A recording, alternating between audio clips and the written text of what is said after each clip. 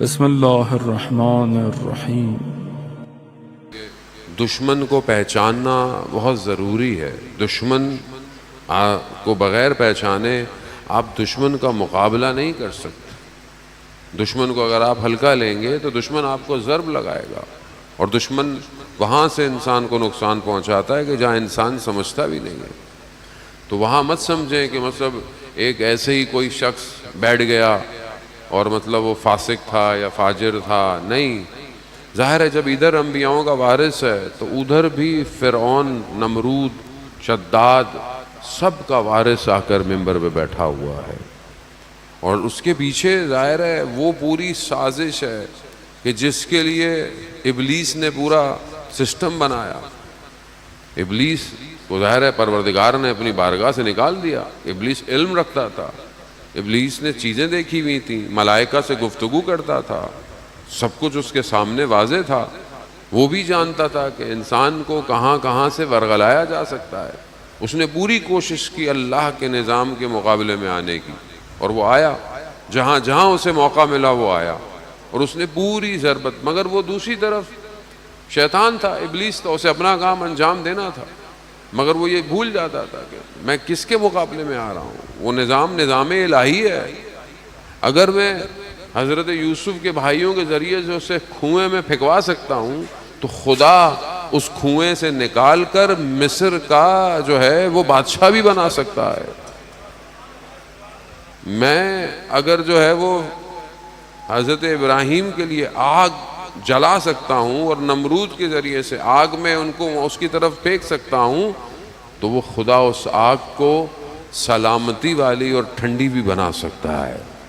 یہ اس کی اپنی کیلکولیشن میں مسٹیک، وہ اپنی پوری کوشش کرتا رہا، اور اس نے اپنی پوری کوشش کی ہے۔ عزیزان محترم، آج بھی اگر حق کا معرکہ، آج بھی اگر حسینیت کا پرچم جہاں پر ہے، تو آپ یہ مت سمجھیں کہ سامنے کوئی چھوٹا دشمن ہے۔ نا، یہ وہی دشمن ہے کہ جو صدیوں سے انتظار کر رہا ہے کہ کسی طریقے سے حق کی بات کو دبایا جائے۔ یہاں پر مسئلہ کسی ایک ملک کا نہیں ہے، کسی ملک کے کسی ایک چیز کا نہیں ہے کہ آپ بولیں۔ یہاں پر حق اور باطل کا معرکہ ہے۔ پوری دنیا ایک طرف ہے، حسینیت کا پرچم ایک طرف ہے۔ آپ کے سامنے اس زمانے میں بھی تو مسلمان تھے نا، مسلمان تھے۔ اگر آپ سید الشہداء کے زمانے میں دیکھیں تو مسلمانوں کی حکومت کتنی بڑی تھی، بہت بڑی حکومت تھی مسلمانوں۔ تو کیا مسلمانوں کے الگ الگ گورنر نہیں تھے؟ الگ الگ لوگ، الگ الگ اسٹیٹ کے اندر لوگ حاکم تھے نا، سارے تھے، لیکن ان کو کیا ہو گیا تھا؟ وہ کیوں خاموش تھے؟ آج آپ کے سامنے انسان سوچتا ہے نا کہ کیسے ہو گیا؟ رسول کے نواسے تھے، لوگوں کو پتہ نہیں تھا، لوگوں کو حق نہیں، لوگ پتہ تھا لوگوں کو، لیکن کیوں بک گئے، کیوں جھک گئے؟ مگر کیا تھا یزید کے پاس؟ کون سی چیز تھی یزید کے پاس؟ وہ تو خود اس کو ہوش نہیں ہوتا تھا، مگر کیا سسٹم تھا؟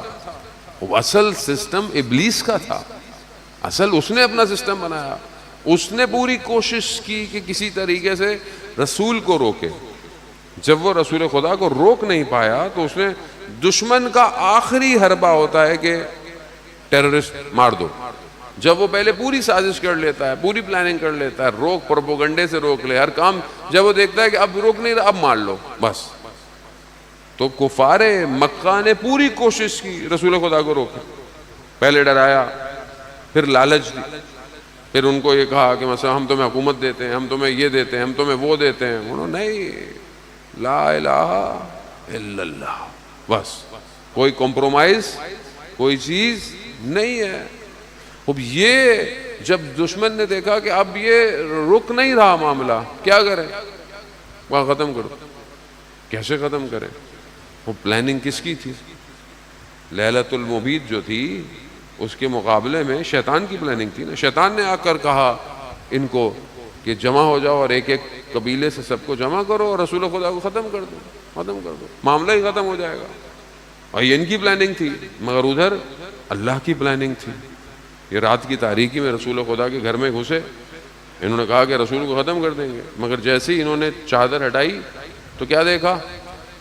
اللہ نے نیا سسٹم انسٹال کر دیا، نیا سسٹم ڈپلوائے کر دیا۔ کون سا؟ ولایت کا سسٹم۔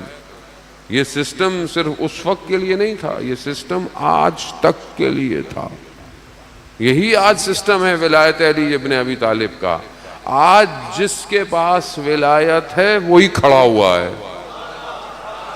آپ کے سامنے ہے.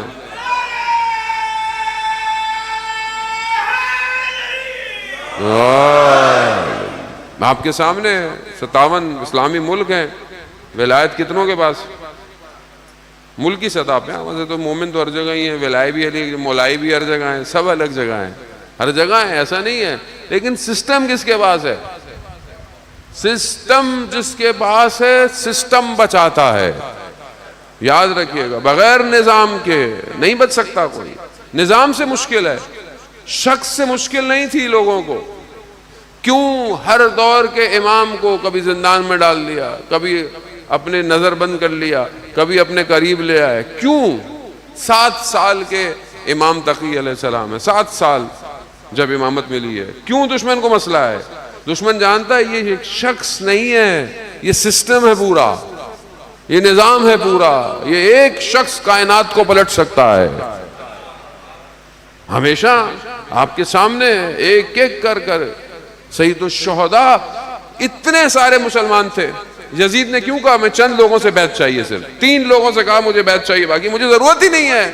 قوم غافل ہے، قوم بے ہوش ہے، بے ہوش پڑی ہوئی ہے، بے ہوش رہنے دو قوم کو. مجھے صرف 3 لوگوں کی بیعت چاہیے. اس میں سے 2 کا بھی اس نے پتا تھا لیفٹ رائٹ ہو جائیں گے، آگے پیچھے نکل جائیں گے. کیوں مدینہ کے گورنر کو اس نے میسج پہنچایا کہ اگر یہ بیعت نہ کریں تو ان کا سر جو ہے وہ جدا کروں. کیوں؟ ایک شخص سے کیا فرق پڑتا ہے؟ مثلا بیعت نہ کرے، مدینہ میں بیٹھا رہے، کیا فرق پڑتا ہے؟ دشمن جانتا تھا حسین شخص نہیں ہے، حسین نظام ہے، حسین نظام الہی ہے، الہی نظام ہے. یہی مشکل ہے آج. 56 مسلمان، بہرحال ہمارے ملک نے تو پھر سپورٹ کی، بہت ساتھ دیا، کم از کم آواز اٹھائی، ساتھ دیا، سسٹم کا ساتھ دیا. عزت بھی ہو گئی. عزت اسی میں جانے محترم، عزت گردن جھکانے میں نہیں ہے، عزت گردن کٹوانے میں ہے. ہاتھ من نہ ذلہ، ویسی زندگی سے، ذلت کی زندگی سے عزت کی موت بہتر ہے. انسان 4 دن زندہ رہنے کے بجائے 1 دن زندہ رہے، عزت سے تو رہے کم از کم زندہ. ایسی زندگی کا کیا کریں گے جب ہم خدا کے بارگاہ میں کھڑیں گے کہ ہم نے جان کی خاطر، مال کی خاطر. کیا ہوا؟ جنہوں نے سید الشہداء کا ساتھ دیا آپ انہیں سلام کرتے ہیں، اور جنہوں نے امام کا ساتھ نہیں دیا ان کو آپ کیا کرتے ہیں؟ نام رہے ان کے، نشان رہے ان کے، نہیں رہے. سسٹم کو سمجھنے کی کوشش دشمن پوری کوشش کرتا ہے. دشمن چھوٹا دشمن نہیں ہے. یہی کام دشمن نے ابھی کیا آپ کے سامنے. کسی طریقے سے وہ بھی اپنی کیلکولیشن کے حساب سے اس نے کیا سوچا کہ میں ان کو مار دوں. آج جن کے جنازے تھے بڑی شخصیات تھی، باہر سردار تھے، سارے ٹاپ مینجمنٹ تھی، لیڈرشپ تھی. وہ جب رہبر چلتے تھے تو سلوٹ کرتے تھے، دائیں رہبر کی طرف، بائیں، سب اڑا دیا. پوری صف جو پیچھے کھڑی ہوتی تھی سب اڑا دی. کیا سمجھے کہ شخصیتیں مر جائیں گی، سسٹم گر جائے گا. پھر غلطی کر گیا. یہاں سسٹم شخصیات سے نہیں چلتا، یہاں نظام ولایت سے چلتا ہے. ولایت تھی، ولایت ہے. ولایت میں طاقت اتنی ہے کہ اکیلا شخص کھڑا ہو تو دنیا چلا سکتا ہے. ولایت ہے جانے والا، وہ یہ ولایت تھی. دوبارہ سے سسٹم، تم کاٹتے رہو سسٹم مضبوط ہوتا رہے گا. میں جانے محترم یہی حسینیت ہے. حسینیت کیا ہے؟ کہ بدن کٹ جائیں گے مگر اللہ کا مقصد، اللہ کا جو دین ہے وہ ختم نہیں ہونے والا، نہیں ختم ہوگا. اللہ کا وعدہ ہے جانے محترم. قرآن پڑھیں، قرآن سے انسان اپنے آپ کو تقویت حاصل. خدا کہہ رہا ہے کہ میں اپنے وارثوں کو جو ہے وہ یہ دنیا پلٹا دوں گا. وہ جو غیبت کے پردے میں انتظار کر رہا ہے کہ اللہ کا باقی ہے، وہ جب آئے گا تو کیا صدا دے گا؟ انا بقیت اللہ، میں اللہ کا باقی ہوں۔ تو ہم اذان محترم، ہم کہاں پر اپنے آپ کو دیکھتے ہیں؟ ہم اپنے آپ کو سسٹم میں کہاں دیکھتے ہیں؟ یہ بہت ضروری ہے اذان محترم۔ یہ مجلسیں صرف شعار نہیں ہے، صرف جذبات نہیں ہے، یہ مجلس انسان کو بصیرت دیتی ہے، انسان کو ادراک دیتی ہے، اس کی عقل کو رشد کرتی ہے۔ اگر آج معاشرے کے اندر عقل اپ ہو رہی ہے تو ہی ہم چیزوں کو انڈرسٹینڈ کر سکتے ہیں۔ وہ جو رکاوٹیں ہیں، وہ جو پرابلم ہے، اگر ہم اس کو دور کر دیں تو ہم خدا تک پہنچ سکتے ہیں۔ سید الشہداء کا مقصد اللہ تک پہنچنا، انسانیت کو خدا تک پہنچانا، دین کو خدا تک، قیامت تک کے لیے دین کی انشورنس کر دی امام حسین نے۔ دین کو کچھ نہیں ہونے والا، خود خدا دین کی حفاظت کرنے والا ہے۔ مجھے اپنی فکر کرنی ہے، میں قائم رہوں گا دین پہ یا نہیں رہوں گا، سوال یہ ہے۔ سید الشہداء کا کارواں آیا، خط لکھے، لوگوں کو دعوت دی۔ امام حسین کا کارواں اپنی اوج کے ساتھ، اپنی شان و شوکت کے ساتھ آیا۔ امام حسین کا کاروان کوانٹٹی پر نہیں تھا، کوالٹی پر تھا، تھوڑے سے تھے مگر آج باقی ہیں سارے۔ ہم اپنی زندگی میں کیا کریں؟ پوری دنیا بھی جمع ہو جائے، پوری دنیا جمع ہو جائے، ارادہ الہی کے سامنے نہیں آ سکتی۔ اللہ کا وعدہ ہے، آپ کو اور مجھے اللہ کے وعدے پہ یقین کرنا چاہیے۔ اگر ہم اللہ کے وعدے کی طرف بڑھ رہے ہیں تو ٹھیک ہے، اگر ہم اپنی ذات کے لیے بڑھ رہے ہیں، اپنے نفس کے لیے، اپنی خواہشات کے لیے، اپنی دنیا کے لیے، ہم کچھ نہیں کر سکتے۔ وقت آ گیا ہے، جانے والا وقت قریب ہے۔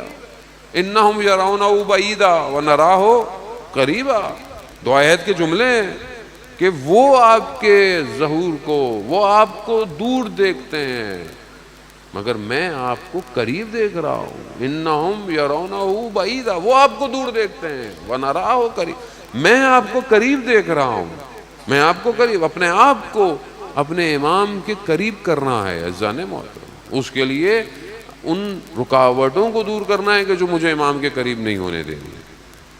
کل میں نے آپ کی خدمت میں عرض کیا کہ عشق کے بغیر انسان یہ سفر طے نہیں کر سکتا، محبت ضروری ہے۔ انسان اس عشق میں اپنے آپ کو جلائے گا تو ہی آگے کی طرف بڑھے گا۔